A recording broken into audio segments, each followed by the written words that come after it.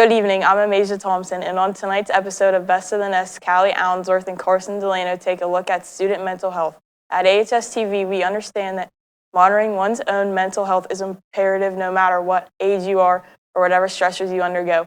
We hope you enjoy this presentation and most importantly, find some tips to keep your own mental health positive. Hello, I'm Callie Allensworth of AHS-TV, and in this segment of Best of the Nest, we will be taking a look at mental health resources that are available to students who are struggling. And I'm joined by Miss Lorgan to talk about how being a positive influence can make a difference to a person struggling with mental health issues. Thank you for joining us today. To start things off, tell us a little bit about yourself. Well, my name is Mrs. Devin Lorgan, and I teach health and physical education here at Armstrong. Right now, I only teach health with the life skills students, and I teach mainly senior high physical education classes. So, how long would you say you've been teaching for? This is my 22nd year of teaching. So you've been around. I have been around a while. Yeah, I started teaching only health at Lenape Elementary 22 years ago, and then I moved to West Hills, and I was there for 16 years, and then I've been here ever since. All right. Can you tell us a few things, like how they are differently from when you first started teaching? Yeah, a lot of things have changed. The world in general has changed, providing students with a lot more technology and things that are accessible to them, which makes my job and a lot of things in education a lot different. You can contact easier with students. You can contact easier. I think it's had a lot of positive changes and then a few negative along the way as well. But things have definitely changed. What do you see as the most positive change in the things that you've done and why? I think one of the most positive changes that we've had is probably the flexibility that teachers have with the students and how they learn. Yeah, through Canvas and everything, just send a quick email if you're not in class. Yeah, students have a big connection to technology, and I think a lot of times teachers, we didn't really grow up with all that technology, so we didn't know everything. You had to learn as well. We had to learn as well. So we learned a lot with you, and we were able to, we teach differently now. I know in my profession with phys ed, we teach a lot differently. Some students, a lot of times we'll do choice things. If students choose to be in the activity, they can, but if it's something that they don't enjoy, they can always choose to bike or walk. And I think that has given our students, they're able to enjoy class a lot more. Yeah, so it's not just one strict thing you do every day. Yes. What do you see as the most negative change that has happened and why?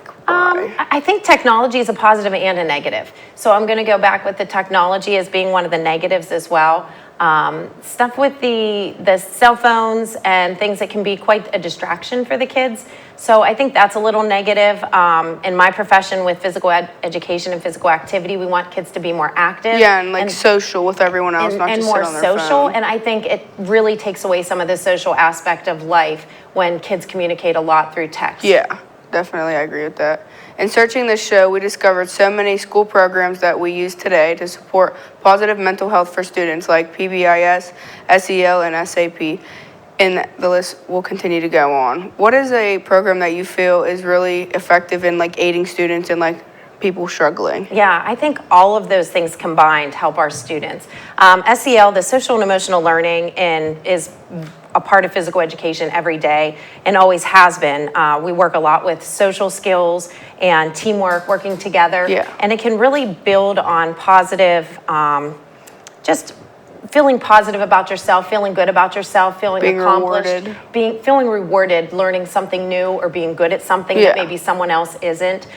So I feel like the social and emotional learning for sure, but it definitely has brought a lot more programs that help kids with their emotional needs. Yeah, that's one of the positive changes too. I agree. Thank you for sharing your thoughts. Oh no. What do you suppose teachers have on students? What impact do you think that teachers will have on students? I think teachers have a huge impact on students. I think a lot of times a teacher can make or break a student's day. Oh, yeah. The smile that students see when they come into a building can help them maybe start their day off a little better because what they just left at home might not have been as happy. So just providing them with upbeat and support, definitely. Support, smiles. Always someone to go to and talk to. Did a special teacher ever impact you in a certain way, and do you remember who it was? Yeah, I remember my music teacher at elementary school was such a very nice person, and I wasn't the best music person. I liked my sports, I liked my physical activity. And I think they were just always positive, always encouraged me to do the best in everything that I did, even though, that wasn't particularly my favorite. They just encouraged me, and it helps. Yeah, definitely pushed you. Thank you for sharing your thoughts. We know that mental health isn't something that is new, nor something that only affects teenagers. As an experienced human, what have you discovered to be most beneficial when you're overwhelmed? I think exercise, that's why I think physical activity is such a big deal with mental and emotional health. Just exercising kind of can make you feel happy. It's a known scientific fact that it releases endorphins, and those endorphins can make you feel happier. I agree the same way. So that physical activity is my release. When I feel overwhelmed or stressed, I take a step back, look at what I'm doing. That's how I am with volleyball or anything, if anything like ever just overcomes me. You just have to take a step back, and just a little physical activity. I enjoy walking, things to clear my head, and then you can revisit it, and it sometimes can come back in a little more positive and clear fashion. If you could impact one final piece of wisdom on our audience as it partakes in the positive mental health, what would it be? I think from my point of view, being a physical education teacher, I think find that release for you. Find what it is that can make you feel good, feel happy. It could be a sport, like you enjoy sports. It could be a sport that makes you feel happy. It could be walking. A lot of people like to do slower things like yoga, stretching, just to make your mind a little sounder. But there's usually some sort of physical release with physical activity that can help with your mental health. And I think the best way to do it is just find what that is for you, what makes you happy, and what can help. A huge thank you to Ms. Lorgan for joining us today to get the Hawk's Eye view on mental health. A huge thank you to Ms. Lorgan for joining us today to get the Hawk's Eye view on mental health. Let's go now to Carson, who will be speaking with our guidance counselor, Mr. Zablocki. Can you tell us a little bit about mental health interventions here at AHS? Oh yeah, we have a tremendous amount. We have multiple mental health therapists here at school. I am not classically trained in mental health therapy. I'm trained to recognize it. Trained to get the students, or sometimes the adults, the mental health they need. Over the years, I've been better and better and refined at recognizing mental health with students, adults, etc. We have a lot of therapy. We have a lot of interventions, a lot of safety nets. Talk to our teachers quite a bit, and our teachers are great at recognizing those kind of. I actually did not know that we had therapists here. Which do you think is most effective and why? I would say the one-on-one therapy is the best. I don't think that in-school therapy is the best because therapy for mental health is something that needs to soak in. If a parent or a guardian is able to get their child to an outside agency and away from school, away from the distractions of social media, away from those kind of distractions, absorb that therapy, talk it through with the therapist, and go home and as a family just kind of let it soak in. I think that's always better as opposed to being in school, you have therapy for 30 minutes, and then you're released back into what I would consider general population of school, and maybe those triggers, maybe some of those feelings arise when you talk to friends or somebody's saying something to you, or you're back on your phone and looking at it. Whereas at home, a parent is able to kind of separate you and let that just you can process it. Whereas when you're in school, maybe I'm in English class and I'm taking a test, and then I go have my therapy session, and then I shut that down for 30 minutes. I'm back into math. I'm learning a lesson there, and it's like, wait, what did I just learn? So it's better than not having any at all. But I think the best method is the out-of-school therapy. But second best would be having students here. Most importantly, the recognition of the need for it. Can you tell us a little bit about the SAP or Student Assistance Program? Yeah, we have a student assistance program. It's made up of a team of teachers, school counselors, school nurses, from all across the, different grade levels. What that does is anybody in the school, yourself, any of the parents at home, maybe a doctor, maybe somebody that knows a student, is concerned about that student. And what they'll do is just complete a form and anonymously drop it off. Student's assistant, and whether it be for, they could be concerned over something that they're saying, something they're doing. Student assistance program looks into that and pulls the grades, pulls the attendance, pulls the discipline report, talks to teachers, sends out forms. Teachers say, hey, fill out a survey here. Tell me what you're seeing. And maybe it was just an isolated incident. Maybe it wasn't. So that's what the student assistance does, the SAP team does, to kind of pay attention to and kind of pinpoint concerns of students. When looking into this topic, we noticed that a lot of politicians and adults are talking about student mental health. Why do you suppose that this is an interest today? Well, I mean, I think it's of interest. I think it's a twofold question. Me being the honest individual I am, I think that some politicians are looking into it because it's they can make money off of it. It's a huge money-making ordeal. But I also do genuinely think that some politicians, not all, genuinely care about the mental health of young adults and people in general. I can't name any specifically, but there's a lot of money from insurance companies going to these organizations to help students. And that's fine. We're in a capitalistic society. They can make money. That's not a problem. Ultimately, all I care about is the mental health of that student, benefits they see. But more importantly, I think mental health is being brought to the forefront, and the understanding that, hey, having some therapy is not just something that is for people who are different, people who have quote unquote problems. I think everybody could benefit from some form of therapy. Doesn't hurt to talk out things in society for many years. Don't Carson, you need to put away your feelings. You need to just deal with that on your own. You need to, well, you know what? That leads to a boiling point at some point in time, and we recognize that. We know that now. So, but I think politicians are recognizing that. Organizations are recognizing that. Maybe that's the other. So there's a twofold thing. There's money to be made. There's also benefit. So I'll be happy to have the benefit. How do you think social media has affected students' mental health? Tremendous, in a terrible way. I think 9 times out of 10, I guess, people only post the positive things that happen in their life on social media. And maybe 10 out of 10. I really don't know the data on it. But I think it's been absolutely horrible. If we could eliminate social media from our lives, I think kids and adults would be better off.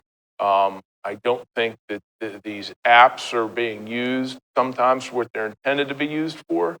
I could live a life without social media. I really could. I like the benefits of. I like celebrating times with people, but oftentimes someone may see that celebration, which is a snippet of a person's day. They may have had a horrible day otherwise. That one little snippet is what happened to them at that second, and maybe I look at that and say, "Wow, they're living their best life, and I'm living a terrible life." Things compound, and then what I do is I get addicted to it, and it just constantly spirals down from there. So, and I think a tremendous amount of your generation is addicted to social media. People live through social media. I think it's awful. I'll be honest with you. I think social media is more detrimental than it is positive, unfortunately, because I think it could be a positive. So, Yeah, I agree with you on that. If you could impart one final piece of wisdom on our audience, as it pertains to maintaining positive mental health, what would it be? Oh boy, I would say to be able to recognize when you need to step back and say, I need help. I need to talk to somebody. I need to take a break from whatever I'm doing. I need to um, I need to seek help. I need to talk to a teacher. I need to talk to a friend. I need to talk to a therapist. You know, mental health therapy doesn't always need to come from another person. I'll take a walk in the woods with my dog. I'll you know, that's to me that's mental health therapy as it gets. Um, but if I need to talk to somebody, I'll certainly talk to someone. So, but recognition of that need oftentimes is the most important. That's the first step in getting the help. A huge thank you to Mr. Zablocki for joining us today. We'll be back in the studio shortly, but first let's take a closer look at student mental health with Callie Allensworth and our Students Against Destructive Decision organization. Thanks, Carson. I'm Callie Allensworth. I'm here today having a little chat with Cecilia Bowser, Gabrielle Pauck, and Emmy Poor, who are active in the AHS Student Against Destructive Decisions organization about student mental health. Welcome to the Nest, ladies. For our first question, please tell us a little bit about SAD Club. Anyone can go first. So SAD Club stands for Students Against Destructive Decisions, and it's been active since this school was started, and it basically advocates for positive behavior. So it started out leaning more towards against like drug and alcohol abuse, and then it got towards more positive for health and travel around like elementary schools, usually around us, like Elderton and like Lenape and West Hills, to try to communicate with them and show them that there are people all around them that are always going to be there for they need. What sort of things does SAD Club do for the schools in the large community? I'm sure you mentioned a little bit of that already, going to different schools. I feel like it also kind of like we're kind of their role models. So when we're there at the elementary schools, like I used to look forward to that. I remember that. So I think we kind of like play a huge role in that for them, and also just gives them a fun day, something to look forward to. Yeah, to definitely. show the kids that this is something you can do when you get to high school, and a good way to Yeah. How does your organization support students who may be struggling with mental health issues? I think that it shows them that no matter what, we understand. We'll always like we're always somebody that they can talk trust. Yeah. And we Definitely. usually always theme our days around a certain topic for mental health. Usually it's kindness, Yeah. because for the younger kids, that's a concept that they definitely work on in class. Mm-hmm. So that's a How do you think, actually, what have you observed in how today's teenagers deal with feeling overwhelmed? definitely a difference in what it used to be. I think post-COVID, our generation really started speaking out about how we were feeling Yeah. and starting to conceptualize why we felt a certain way, and going to therapy and getting treatment that help us. And like not being afraid to like speak out like with your issues. Mhm. I Yeah. think Going we've to kind of get been more help. open about it. Yeah. Our generation. I feel like we're Yeah. more open. Mm-hmm. Like How do you think social media has affected students' mental health? I feel like it can go both ways. It Mhm. can be positive in some ways, and it can be like a support system for some people, but it can also be like, Carried. yeah, it can tear you down, and there can be things such as like cyberbullying and things that other people don't notice, and Yeah. it can be kept a secret, which is could tear that person down more than anyone could ever. Mm-hmm. And also, there's that whole like body image Like issue comparing that comes yourself. with social media, because you're seeing the highlights of people's life and the best pictures of themselves. They start comparing. And Yeah. it can turn into very Like those are their toxic. high points of their life. It's not actually what they look like. Yeah. Could be photoshopped. Like I never also really think it's know. different because like in the past, like school used to be school, but now like school doesn't shut off. Like when you leave this place, you're still like in contact with those Oh, people. yeah. Yes. Especially with our sports Right. pages and everything Right. that we Yes, post, like, yeah. we're all still connected to the school. I feel like we kind of don't really get a break in a way Yeah. because we're always connected in some way. Yeah. Even with clubs and everything, like, if you post something that reflects on something Mhm. like Sad Club. Right. What are some ways that students can seek help if they feel as if they're not okay? I feel like they can find someone around them, whether it's peers in school, family member, anybody A who trusted they a trust teacher. Yeah, teachers at our school especially. I think it's so important when you get to this school to start forming a relationship here. Because I have teachers that I know I can talk to them no matter what, and they'll be able to support. And that's important to form those relationships. Yeah, I think our teachers are really supportive of mental Yeah, health. And if definitely. you need a break, like I know some of mine, if I need a break, they'll be like, okay, well then just take time to yourself. Like you're more important than. Yeah. It's Yeah. great. If you could impart one final piece of wisdom on our audience as it pertains to maintaining positive mental health, what would it be? You never know what other people are going through, so always, it doesn't matter Be if they're kind. being, how they're acting towards you, always say, put a smile on your.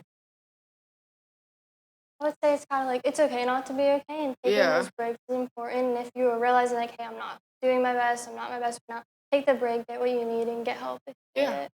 I would say in high school settings, get involved because I think when you have a purpose here at school, it's a lot easier to get through the tough times. Yeah. Because if you feel that you have a purpose here and you have an outlet, whether that's sports, art, music, if it is like, academic, but for the most part, kids I think do better when you have a purpose.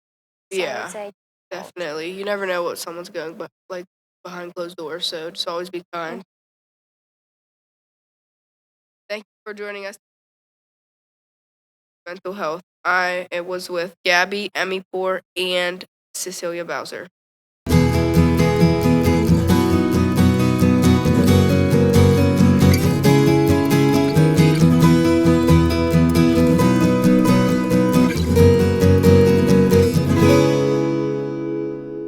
Between teachers, administration, state entitled programs, and student-led organizations, AHS is working hard for the mental health of their students. Our final guest this evening is AHS's school psychologist, Miss Jasa Schaefer. For those just joining us, I'm Callie Allensworth of AHS-TV. I'm now joined by Miss Jasa Schaefer, and it is our school psychologist here at AHS. Thank you for joining us. To start off, what is your role here at Armstrong Junior Senior High School? My role here, I'm the school psychologist, and that is to determine what kind of barriers might be interfering with student potential. All right. How do you define mental health in your own words? In my own words, mental health is just well-being. So your mental health and how you get through the day, whether you have good coping skills or you learn some different strategies, but you have a brain. Yep, everyone has it. Can you tell us a little bit about mental health interventions in our school? So we have staff that are trained in various different areas. And so whether it's behavioral or mental health support, we all work collaboratively to meet the needs of the students. So what the interventions range from things that may be just happening like short term or things that are ongoing that need Still going in with Yeah. the students, Yeah. things that go on with them. What do you think is the most effective way and why? It really just depends on what the students' needs are. So they're not going to be cookie cutter. We're going to match the interventions to what they need. Yeah, definitely. What have you observed in how today's teenagers deal with feeling overwhelmed? Um, A I'll hard say this. question. Really. I feel like because everything is so immediate in everybody's environment, that there's a lack of patience on the part of people getting through things. Some things Yeah, take a time. lot of things take time. Yeah. Definitely, I understand. Okay. When looking into this topic, we noticed that a lot of politicians and adults are talking about students' mental health. Why do you suppose is this something that is of interest lately?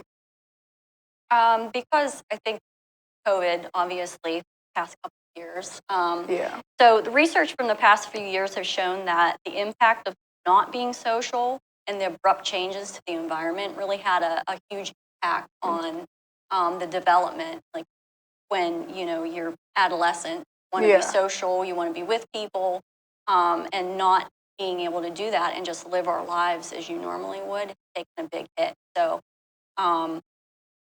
now, I mean, it's been 3 years, but we're still trying to going through some of the guidelines and like the isolation of some people that still get the disease and everything. Right. So, I mean, if you were more prone to having anxiety or depression before the pandemic, those are the people we're seeing that are really especially Still now.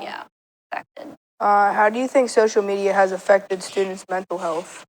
That's a very bold, broad topic in my opinion. Well, I wasn't sure how to answer this, but I think that it's because it's a constant stream of things and like a popularity contest almost. It can be. I mean, and so like if you choose to pay attention to social media, then you're going to choose whether to be affected by it or, if you can just say like, I don't have time for this and go and, if you're involved in something outside of what you're seeing.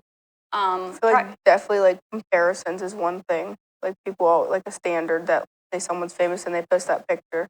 Like people would try to hold themselves to that, and if they don't get to there, like they just think like their mental just goes downhill. Absolutely. But the difference I feel like with social media and in the past, because it could come through just like television or magazines, but now it's like constant it's everywhere. Stream. Yeah. What are some ways that students can seek help if they feel as if they're not okay? So any adult here called mandated report. So if someone comes to us and says that they don't feel safe, we by law have to report. There's also the Safe Day. It's an anonymous tip line. There's also 24/7 crisis hotlines. So those are just to name a few. Yeah. But I would say going to somebody you trust, would be first. That's the option. Yeah. Like a teacher or something. If you could impart one final piece of wisdom on our audience as it pertains to maintaining positive mental health, what would it be? How you treat others is a reflection on how you feel yourself. So if you're not taking care of yourself and doing things that you love, then you're probably not going to be very happy. That's nice.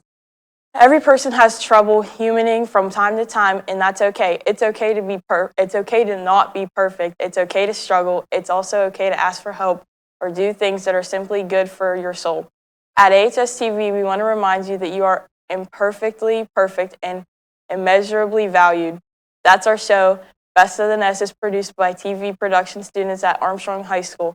Our thanks to WIUP-TV for airing this episode. Until next time, from our nest to yours, have a great week.